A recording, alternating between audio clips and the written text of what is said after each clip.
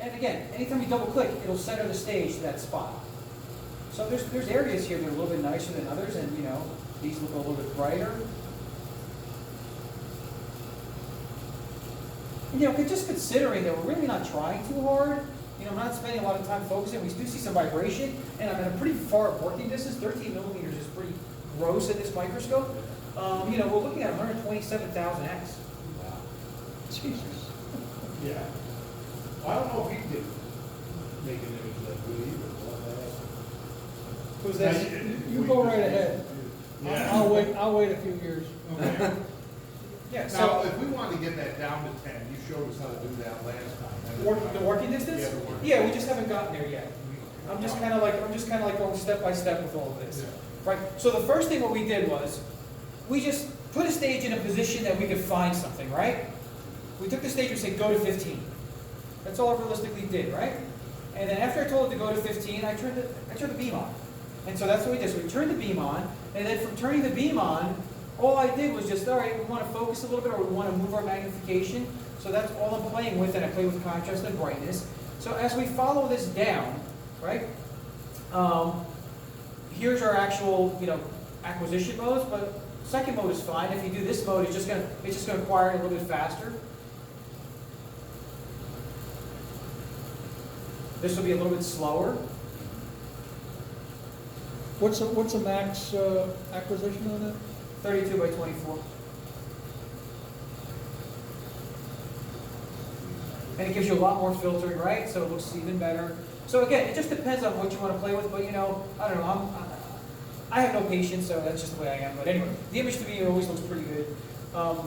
So regardless, if we run down to here, right, and if we see, right now we're secondary detector, this is also single focus, dynamic focus. We're not going to talk about tilting or anything like that. That's what that dynamic focus is, but I'm just going to skip over the non-essentials for right now. But eventually, we'll be playing with more features. But right now we're SED, which is secondary detector. If I switch to backscatter, BSD, so right now our backscatter quads came up. And let me just change my contrast here just to get this coming up a little bit. I'm going to interrupt for a second. Is there an auto stig on that? Auto stig? Yeah. No, there is not. Okay. No auto focus, auto ED, no auto stig. So right now the That's easy enough backscatter. anyway. Yeah, right now the backscatter diodes are on, and so what backscatter gives you is topographical viewing. And let me just change my condenser lens size. Let's open up the beam a little bit more because, you know, with backscatter you need more beam, obviously. So right now you have 4 detectors that are on. You can merge a signal between secondary and backscatter as well.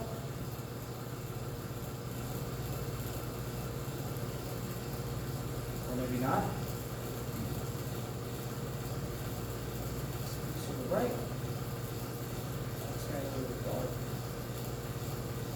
Okay, I'll figure out why one is not doing it.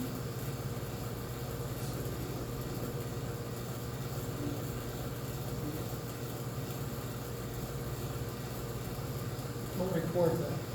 Yeah, that's okay. I'm just trying to figure out. I haven't used the feature, so to me it's news as well. So anyway, so just know that with backscatter, when we go to photo, that's when you're really going to see the different level of detection. So if you're looking at different phases and different metals, some metals are heavier than others, some will look dark, some will look bright. So it's very good for phase segmentation, image segmentation. And we'll be doing all that with the IXRF system. Also, just on a whole side note, we had a new release with backscatter at the show, at the microscopy conference. So our backscatter detection system on the new cube is almost as good as our secondary, so we can do backscatter imaging at 50,000x, no problem. And so that's a free upgrade for you guys. We're waiting for the boards to come in from Korea to update for us the that we sold already, the older systems. So just to let you know, that'll be happening as soon as we get the cards. So, Question. yep, Secondary backscatter, you got 1, 2, 3, 4. 4 quadrants. So the backscatter detector looks like if you do a circle and you split it into 4 parts like a pizza pie, quadrant 1, quadrant 2, quadrant 3, quadrant 4. Quadrant 1 is the left upper right? It always Or not the usually right? is. Not It the right? depends if we're looking at it upside down. All right. But so for instance, if I chose backscatter and if I eliminate, excuse me.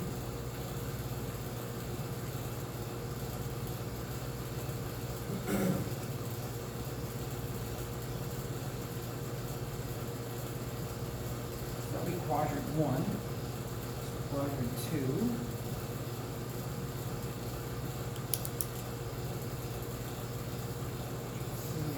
So quadrant one is pi over 2 to pi. Right now, it looks like all the quadrants are active all the time. So that's probably another reason why we came up with the new backscatter thing, Oh. backscatter board.